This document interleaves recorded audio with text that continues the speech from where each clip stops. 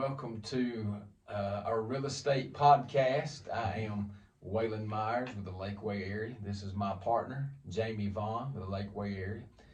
We're going to talk today about new agents and some mistakes that we made along the way, and then some lessons that we've learned along the way. Jamie, you want to start us off? Yeah, I guess I've learned a lot of lessons. Experience is the best teacher in that. Uh, my favorite one that I learned the first year I done real estate is I had a cash buyer who was going to buy some property, and he said he was a cash buyer. So he was coming to write the offer up and sign it, and he said he needed to go by the bank first. And I explained to him that we didn't need the money that day, that we'd need it when we closed. Sure. And he didn't show up, and it was like half a day, and he finally called me back about 1 or 2 in the afternoon, and I asked him, I said, what was the problem? He said, well, the bank wouldn't give me the money. And I said, but you were a cash buyer, what does that have to do with it? He said, well, I will be a cash buyer once I borrow it. So I learned to verify that clients know what a cash buyer means. Right. It means they have the cash in the bank, in their mattress, or wherever they've got it at. They've already got the cash. They don't have to borrow any. I didn't know that was something I needed to explain, but evidently it was. So, Yes, yes. That was my first lesson I learned in real estate. It was a little bit shocking at first, but then it was funny later. Yeah, So yeah. You know, with real estate, with these, with different clients, you don't ever know the situation you're going to get into. And being a first year real estate agent, you are learning on the go a lot of times. So, yeah. I mean, it's a learning process for you and a learning process for them. Did you have any marketing mishaps along the way? Anything with marketing? Marketing.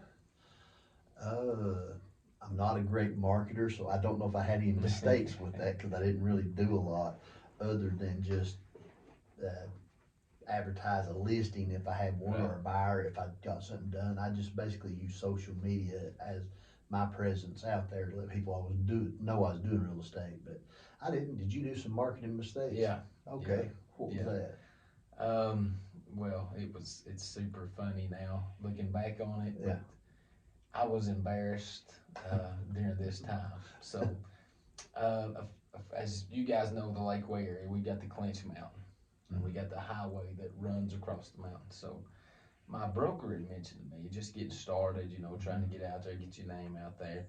Hey, you need to put a sign up here up on the mountain. You need to put a sign. You can say whatever you want to say. We just let people know. Oh yeah. You're selling real estate now. Mm-hmm. So I sat down and I got this slogan ready, and I thought, this is gonna be good. I'm gonna have a sign up here. Nobody else has got a sign up on Clinch Mountain.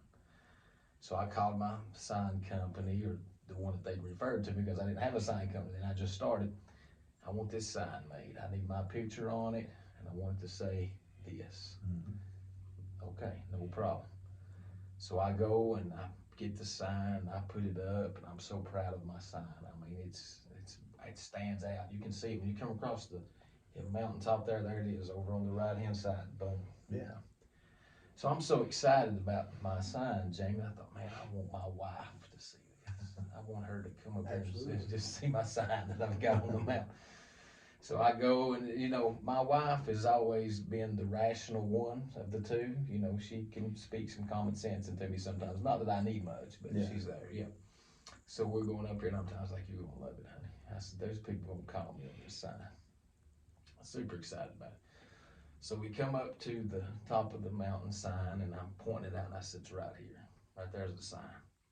These are the words that I hear next coming from my wife." She goes, "Oh my God." I was like, "What?" "Oh my God." "What?" What? "It's a sign." She's like, "Did you happen to have anybody else go over this slogan with you?" I was like, "No, I didn't I wanted to be a surprise." So on my sign, my slogan is, with my picture in the middle, it says, this is my slogan that I came up with: "If you like what you see, call me." How many dates did you get out of that sign? I'm glad nobody got it. So I'm looking at the sign. My thought process was, you know, if you like the mountain view, if you like the lake, if you like the area, if you like what you see, call me. You know, we can. She's like, oh my gosh. She's like, it sounds like you're selling yourself. So when I looked at this sign and I began to see her point of view and what she had meant by it, I'm like, oh my gosh, I'm so embarrassed because this is not what I wanted to do. Yeah. So needless to say, my grand sign that I had spent money on, my own money, because you haven't got a paycheck yet. Oh, First year agent, you're coming out of your pocket to pay for this stuff. I had to take it down. I could not leave my sign up there. Yes, I wanted my grand gesture to be, hey, look, honey, look, I'm doing good. And she's like, oh my goodness. Now, I had a little backstory. I had a job, you know, I was a school teacher. And then I left that to go into real estate. I seen an opportunity. So here we are. We're kind of, you know, needing some money. We're needing things to remain, you know, the same here. And she sees my sign and like what you see, call me. Well, apparently she thought you had another way of making money. That's right. that did not pan out, I assume. I'm just, you know, I'm glad she spoke a little common sense into me. But lesson learned, you may think you have a great idea, and it may sound good in your head, but when it comes out, sometimes it's not a great idea. Having a sounding board is a good idea to bounce ideas off people. I know we do it in the office now, but in the beginning, your wife, your daughter, your son, somebody, your mom, anybody. Yes, somebody that's got a little bit of a rational brain. Yeah, maybe a broker might have led you the right way on that one too. So that's exactly. So right. you've been selling real estate how long now, Jack? Close to 5 years now. 5 years. Yeah, it's going on 5 years that I've been selling real estate. I've spent years in a couple of different manufacturing places here in town, different type jobs, worked my way from being in the shop floor up into different office administrative type duties. But it was time to branch out and get away from a corporate type setting, and it's been good for me. I've found my niche as far as that goes. I have a great knowledge of the area and people, and used to do a little bit of building and stuff like that, so I know a little bit about houses. When I walk in one, can kind of speak intelligently on that. Yeah. So it kind of helps just being well-rounded. Not that you're an expert in anything, but being well-rounded seems to help me anyway. Right. You know, the first year that I've done this, and the first year you've done this, I've learned this. This is something that I've learned. People need to feel comfortable with you. Yes. So even though there were some questions they asked me, first year was that I had no idea. I had no possible answer. I wanted them to feel comfortable enough with me to be like, look, I don't know right now. I have no idea. We're going to find the answers out. Yeah. So, you know, as you get in real estate and you start working, this is really a people business. You make connections with people, and if people are comfortable with you, and you build a good repertoire with them, you can stay, you know, busy in this business. It's a great business. Yeah. So another thing that I learned, let me back up. My first year of real estate too, this is not a marketing mistake. This is just a light bulb moment that no matter what happens, and especially something bad that happens, like a deal falls through, or, you know, for whatever reason, you don't make it to the closing table. 100% of the time, this is what I've learned, it's your fault. Oh, yeah, absolutely, yes. If you are the agent, it's your fault. Yes, it is your fault. That's right, no matter what. If the appraisal didn't come back, or inspection was bad, or it's your fault. Yes, you done something wrong. Yeah. Somebody went, whatever, absolutely, it is. Right. It's your fault. So you have to take that a lot of times, and I had one recently, someone was maybe a little high strung, a client, and they were, every step of the process of selling this home, they would just say, forget it, I'll just sell it to someone else, we'll kill the deal. at every step of the way. And I had to be the voice of reason and just kind of walk them through it. And I had to do that all the way to the closing table. Even at the day of closing, they were upset that they had to wait a few hours that day in order to get the finish closing and receive their money. But you just have to take the brunt of it and just say, yes, sir. Yes. It's my fault. I apologize. Yes. So that goes a long ways to, it's not always good to be right. You're right. So it's good to keep good relationships. Yeah. That's the best thing to do. Yeah. You don't always have to be the one come out right on that. Just keep the relationship good. Yeah. Works a lot of times. Yeah. So going with my and that ties in what another lesson. The reason I learned this lesson, I had a cash buyer again, and so he gives me an outline of what he's looking for. It included 5 to 10 acres in a certain specific area, the house to be so big, and there were some things that was on his wish list. You know, he would want it, you know, he would like to have this, you know, it wasn't a deal killer if it wasn't. So we look at 3 or 4 and nothing's really matching his eye, you know. So about 3 days later, he calls me and he says, I found one. Oh, wonderful, great. You know, I'm glad you found one. Where's it at? Let's go look. It's a condo. 0 lot lines. Actually, the walls, and you know, in a condo, they're touching other walls. You know what I'm saying? Yeah. I would have never in a million years picked this property to match my buyer. So we go up here. He loves it. It's the best thing he's ever saw. We put in an offer. We get it.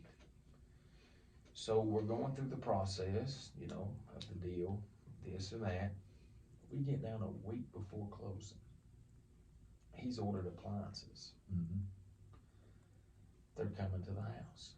Well, he meets the guys up there that's delivering. We, you know, of course, let the listing agent know we got some delivered. Can we deliver them this day? And they were good with it. So when he gets there, he brings a family member with him. Sometimes that's not a good thing. So there's unloading the appliances. All they do is just unload them and we'll leave. You know, we're not hooking up anything. It stays in the box. It's just there till closing. Well, the family member's like, I don't know about this house. You sure? Got this? It just starts picking out things. We're a week before closing. They deliver this on a Friday. We're closing like the next Wednesday, not even a week. By Monday, he's done out the deal. I'm not buying the house. I'm no way. That's not what I want. So I didn't pick the house out. I would never pick this house out. Yeah. Anyway, it was my fault. It was somehow, you know, we picked a condo when we were looking for a house with land in a rural area. This is not a rural area. This is, you know, in city limits. And so all of that, to speak to say now, if I probably picked up my phone and called him, I would be blocked. Yeah. Yes, sometimes that happens with clients, as good as we do, and a lot of times I'd like to ask them if they wanted to have a family member at inspection, maybe that would be all right. But if they're coming right before closing and they're just saying, I don't like it, well, they're not living there.